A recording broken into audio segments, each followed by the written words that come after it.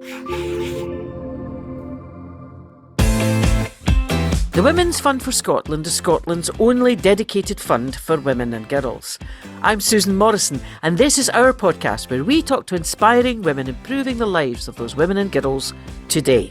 Lyndsay is the CEO of the only charity run by and for autistic women and girls in Scotland, with a great acronym, SWAN.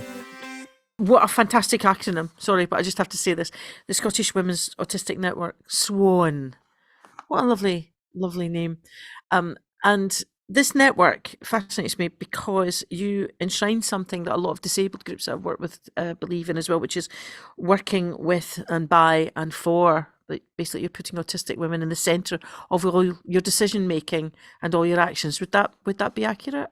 Absolutely. I mean, we are an autistic-led charity, so all of our staff and volunteers are autistic. I'm autistic.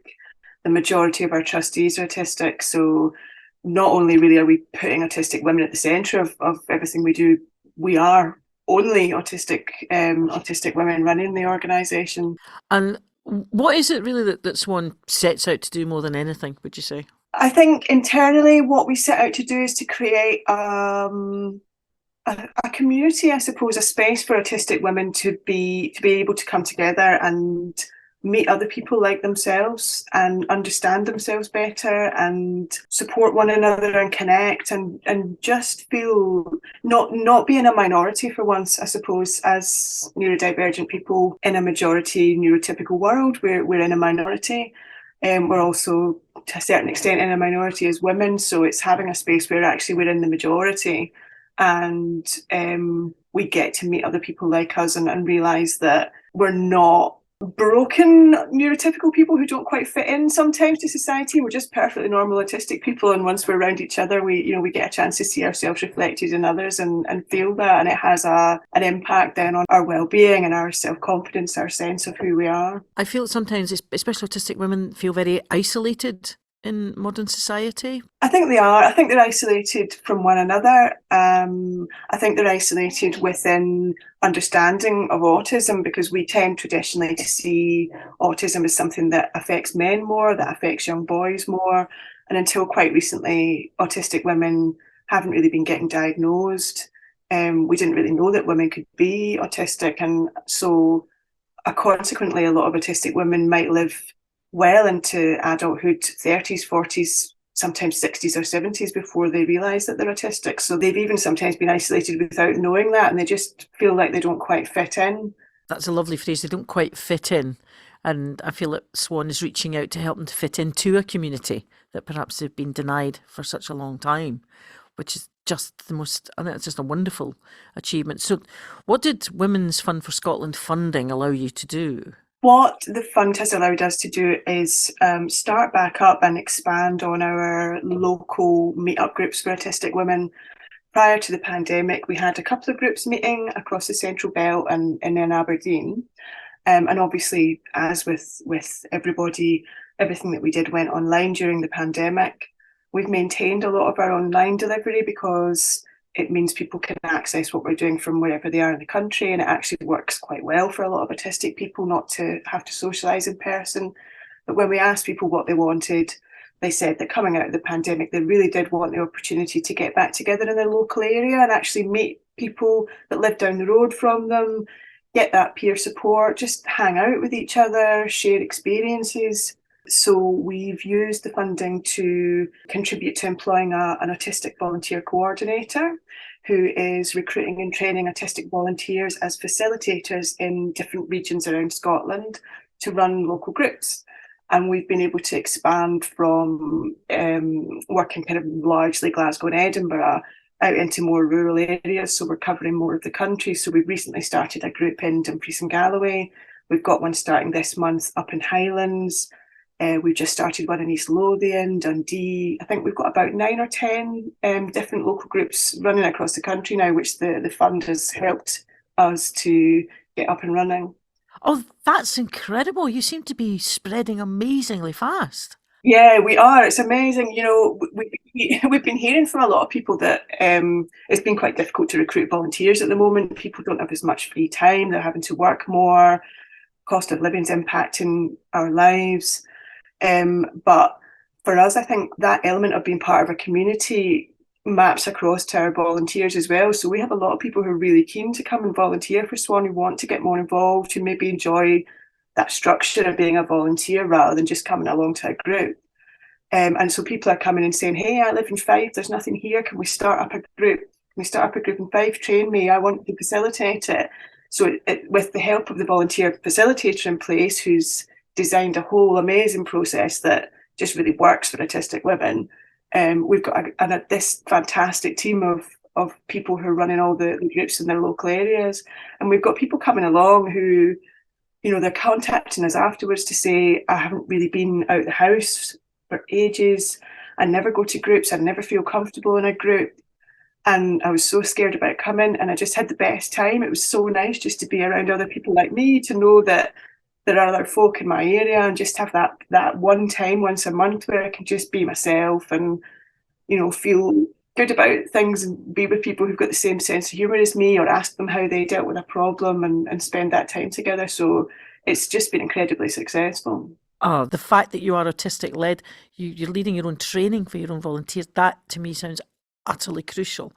And then the women who come to these workshops, you say that it seems to help them, even just to, in their workaday lives, in their everyday lives, that little meeting. Absolutely, yeah. I mean, people are saying, I'm all day, I'm around non-autistic people, I'm busy at work or with my family, or, I'm on my own, I have a lot of anxiety, I spend time in my own head.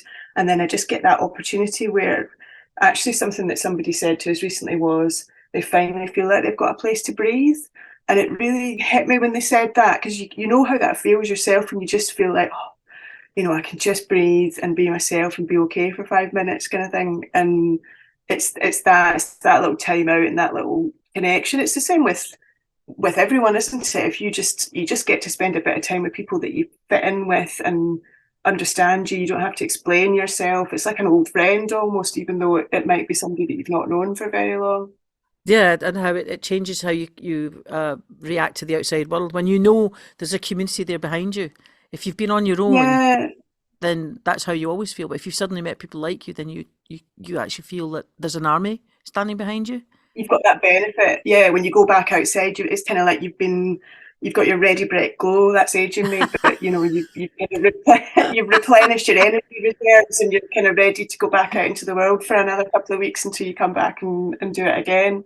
And definitely, I think the fact that the people who are running the group are autistic as well. So, they're running the group in as much as they're organising it, they're hosting, they're bringing people together, and they're there if there are any problems. They've been trained, and they can welcome everybody, make sure they feel comfortable, but they're an equal part of the group. It's not something that's been done to the people who come. They're not coming along because they need something or they're being told how to be. They're coming together with other people the same as them. And I think that makes a big difference as well. It's really about a collective peer support group.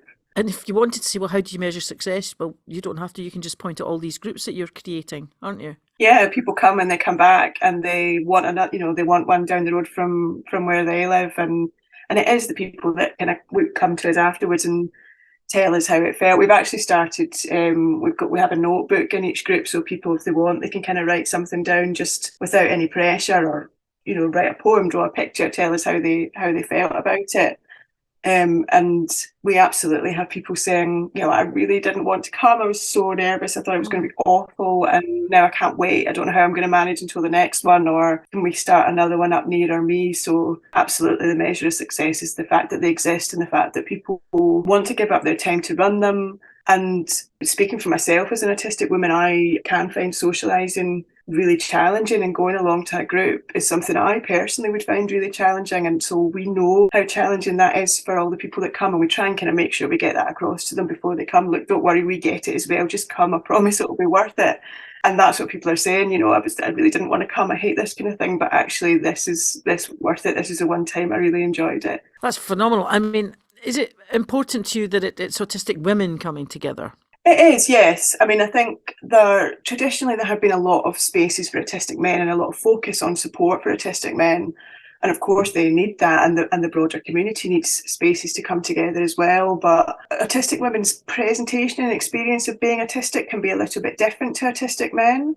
Oh. So I guess we have something in common. We maybe have a more internal experience. We've been more likely to maybe not know that we were autistic into adulthood. Autistic men are more likely to have been diagnosed when they were younger. And autistic women tend to do what we call masking. So we tend to kind of hide who we are a little bit, I suppose, to fit in. You know, we'll watch what's going on. We'll pick up on social cues and social rules, and we'll mask who we are and in order to fit in to society. And we get very good at it. We don't always know that we're doing it ourselves. But that has a really detrimental effect on our health and well-being. But that must be exhausting. It is exhausting, yes. I don't know if you ever learn, like if you learn another language and you go on holiday and you're trying to practice your French or your Spanish or whatever on holiday, and your brain's trying to do one language into the other language and exhausted at the end of the day. And it's a bit like doing that all the time, because you're often squashing down your natural responses to things. So I think it's important for women to be able to share that experience together, because it tends broadly to be more typical for autistic women, and to be able to see that reflected in one another. And also we have different experiences in life, looking at things potentially like menstruation, parenting, relationships, menopause. These are experiences that a lot of people go through, which can affect them in different ways if they're autistic. I think that there's a bit of an interplay between our hormones and our experiences with relation to things like sleep and anxiety and sensory experience, or how you might be viewed as an autistic mother, for example. So it's really important to have those spaces to be able to come together and share those experiences. It's almost like the members of your network are coming back as they are aging and experiencing their lives, and that's informing your plans for the future. Would that be right? I think so, yeah. I think it's important, that we remember that autistic people are not just children. We're autistic all of our lives. So we have to think about, at the moment, I think that there's a need for us to respond to adult autistic women, because as I know I've said this a few times, but often we're not diagnosed until later in life. So we may have lived a whole life without knowing we're autistic, without being able to have our needs met or to express ourselves properly. And we need to be able to respond to that kind of adult life part. But we need to remember also that we grow older. We're going to become old autistic women, and we might need care. How will that work? What happens when we go into hospital? And if we go back the way, if we can work more with under 18s, if we can work with autistic girls in primary school and secondary school and those transition times through life, then maybe they won't need SWAN so much when they're older. They might want to come and socialise and meet other autistic women, but maybe the impact of being a minority, the impact on their mental health and well-being and anxiety will be less, because they'll have been empowered to understand themselves and connect with others and feel positive about their autistic identity from when they're very young, right through all of those life stages. This is a big task you have here. Is it a little bit, yes. but I can't think of anyone better qualified to undertake it, Lyndsay. Women's Fund Facts. Women's Fund for Scotland has been making grants for 23 years, investing £3.1 million. Knowing that the Women's Fund for Scotland is there with you, is that helpful? Absolutely, of course it is. I mean, and it goes beyond just having some funding to do the work. I think that knowing that there's somewhere that we can go as a women's organisation that will understand the value of women's organisations, and to know that there's an organisation there that supports women's spaces and will fund our work, will talk about our work, and will recognise the value of it is really key. Absolutely, particularly with the intersections that we experience as autistic women and the lack of visibility that we've had in the past. It was a joy actually to apply to the Women's Fund and think, you're asking me questions about, why we bring women together and why it's important. You already get that. You're already on board with that. I'm not having to try and persuade you of the value of it. There's a report here that apparently only 1.8% of funding goes to women's groups. Isn't that shocking? That is shocking, absolutely. I'm surprised and horrified. I've worked in the voluntary sector for a long time, and I've worked this is the first time I've worked in a purely women's organisation. And I suppose when I've applied for funding, I've always thought that most funding is directed towards different minorities, people who need it because of their identity. And I would have assumed that there would have been an understanding that working with women was a key part of that. So I'm quite shocked, considering we're 50% of the population. I mean, obviously, a lot of funding is going to women and men together, so it's spread across that, but it does seem quite horrifying. It doesn't surprise me because, patriarchy, but it saddens me. Yeah, and the number of women I know that actually do the fundraising as well. Absolutely, and the volunteering and work in the sector, one of the things I love about working in the sector are all the incredible women that I work with, because I hear about people talking about inequality in the workplace and not getting promoted or having pay gaps and things. And having spent most of my life working in the voluntary sector, it's always been predominantly led by women. We are potentially not earning as much as people in other sectors because we're drawn to that work that makes a difference and we feel is important. But we're doing all that labour, we're doing all that labour for the world and at home, and there's nothing kind of coming back to us. SWAN was founded, I believe it was 2012? That's right, yes. Have things changed much for autistic women in that time? They have slowly. When SWAN was founded, it was founded really in response to a real lack of understanding of autistic women, low diagnostic rates, and basically a complete lack of support. And at that time, back in 2012, a group of autistic women, including Dr. Katrina Stewart, who was one of the founders of SWAN, got together and said, right, we need to do something about this. There's nothing for us. Let's make it. And part of SWAN's work over that time, as well as bringing women together and supporting one another, has been about changing that narrative about autistic women, dismantling harmful stereotypes, and trying to get a truer narrative out there about who autistic women are, what our needs are, what our experiences are in life, trying to influence policy, trying to make sure that we're taking into account when policy's made around not just autism services, but mental health, violence against women and girls, eating disorders, healthcare, etc., etc. And I think that has changed. It is changing slowly. Diagnosis rates are improving. Access to diagnosis, I should say, is improving, although the tools are still not really fit for purpose for women, but it's slow. We are the only autistic-led women-specific organisation in Scotland, in the UK, really out there kind of providing services. We often get people coming and saying, is there something in England? Is there something in my country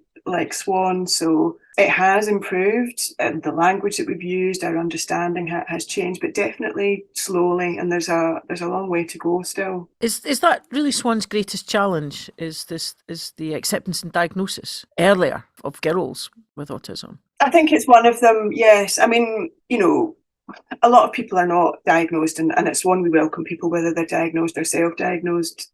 Some people believe that you shouldn't have to be receiving a medical diagnosis to tell you who you are, but for others it's incredibly important. And I think that whatever that diagnosis looks like, the access to it and being able to understand who you are at a younger age is incredibly important, as long as it's accompanied by a true understanding of what autism is. I think in the past, if I'd been diagnosed, for example, in the 70s or 80s, it wouldn't have been necessarily helpful because of the understanding. I might have been taken away from my parents. I would have been told that I probably wouldn't ever get a job. I wouldn't be able to have a relationship, have children, do all the things I wanted to do in life. So I think we need to improve access to diagnosis alongside an improved understanding of what it means to be autistic, so that people are not seeing diagnosis as a negative thing that they're giving. People are reluctant to give that label at the moment to people. And actually within the community, when one of us finally manages to get a diagnosis, because we might have spent years trying to get it, we're like, we congratulate one another. We see in our online forum, people say, I got my diagnosis, and everyone's jumping on saying, oh, well done, congratulations, that's brilliant. So those two things have to go together. We have to be allowed to know who we are. We have to understand autism better and be allowed to get access to that diagnosis, but it has to go alongside a changed understanding of what that means, of what it means that being autistic isn't a deficit in life. There's not something wrong with you. It's diversity. We're just a bit different. Our brains are built in a different way, the same that a PC is different from a Mac, or a Spanish person is different from a French person. We're all a little bit different, and that's important. it's important in the world that we have that diversity and that we celebrate it. Yeah, I think that SWAN is just adding to the joy of the human race by making sure that everyone gets their chance to run it. With the Women's Fund for Scotland, do you feel as if you've got that support for the future? Yeah, I hope so. Yes, opportunities like this to talk about what we're doing, to have a funder that's interested in wanting to know what we're doing and unpacking that and celebrating it and telling other people about it and bringing the different organisations, giving us opportunities to come together and connect or learn from one another, refer between one another. I think that it's incredibly important. It's not just about giving out a grant to support your work. It's about believing in what you do and looking at how that can be held up and improved and continued, and for me that's absolutely key. You need to know that there's people who've got your back and believe in you and will be pushing the same agendas as you are, so pushing that agenda of improving life for all women in Scotland. Well, I started by saying you're the best acronym ever of SWAN, and you've actually just proved it, because on the surface you're incredibly elegant, but my goodness me, you're working like fury beneath that waterline, aren't you? That's the analogy, absolutely. It works, doesn't it? It does indeed. Thank you so much. And what wonderful work you're doing. Thank you for joining us. Thank you so much for talking to me today. Thank you for joining us and listening to this story. I hope you've been inspired. And if you would like to support the Women's Fund for Scotland, search for us online and listen out for our other podcast episodes.